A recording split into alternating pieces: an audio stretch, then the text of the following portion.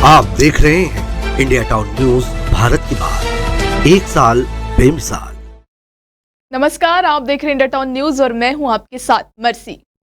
धर्मनगरी चित्रकूट में दिवाली का विशेष महत्व है। मान्यता है लंका पर विजय हासिल करने के बाद प्रभु श्री राम ने चित्रकूट में आकर दीपदान किया था, जो प्रभु श्री राम की तपोस्थली रही है। इसी उपलक्ष्य में यहाँ 5 दिवसीय मेले का आयोजन किया जाता है।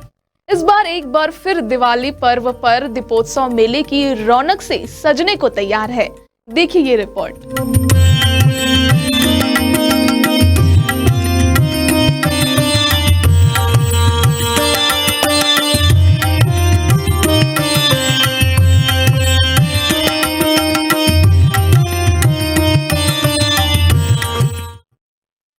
चित्रकूट में दीपोत्सव अयोध्या की तर्ज पर धूमधाम से मनाया जाता है। देश के विभिन्न कोनों से श्रद्धालु यहां पहुंचकर रामघाट स्थित मंदाकिनी नदी में दीपदान करते हैं।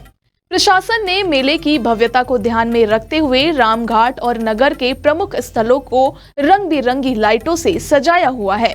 पूरे नगर को इस प्रकार सजाया गया है कि मानो प्रभु श्री राम स्वयं चित्रकूट में पधारने वाले हो। श्रद्धालु इस अद्वितीय सजावट को देखने और पावन नगरी के दर्शन करने के लिए बड़ी संख्या में आकर्षित हो रहे हैं। यहाँ पर हर साल दिवाली के अवसर पर आयोजित होने वाला 5 दिवसीय दीपोत्सव मेला इस बार 31 अक्टूबर से 4 नवंबर तक चलेगा।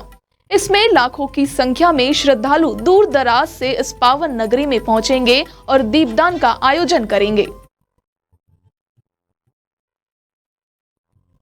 चित्रकूट से लगभग 5 किलोमीटर दूर स्थित भरतकूप तीर्थ स्थल का धार्मिक महत्व भी इस अवसर पर और बढ़ जाता है। भरत ने अयोध्या से अपने साथ चारों तीर्थों का जल लाकर इस कुंड में डाला था।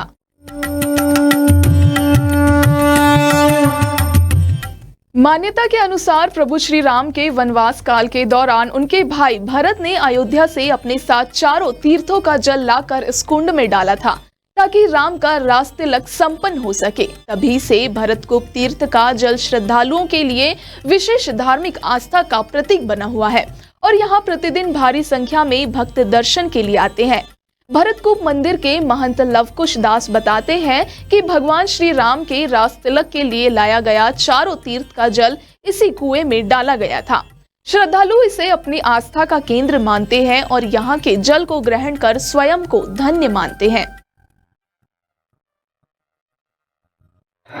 पश्चिम की तरफ से श्रद्धालु तीर्थयात्री आते हैं, अपने व्यक्तिगत वाहनों से, मोटरसाइकिल या 4 पहिया गाड़ियों से आते हैं। यहाँ 4-5 दिन में करीब 1.5-2 लाख श्रद्धालु के आने की संभावना है।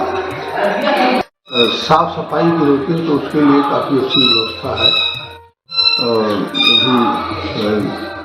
हमारी जो यहाँ की एसडीएम है, जॉइंट मजिस्ट्रेट पूजा साहू जी, वो भी आई हुई थी अपने राज्य अधिकारियों के साथ में। यहाँ की व्यवस्था देखी है उन्होंने और प्रशासन ने यहाँ पर कल सांस्कृतिक कार्यक्रम का भी आयोजन किया है।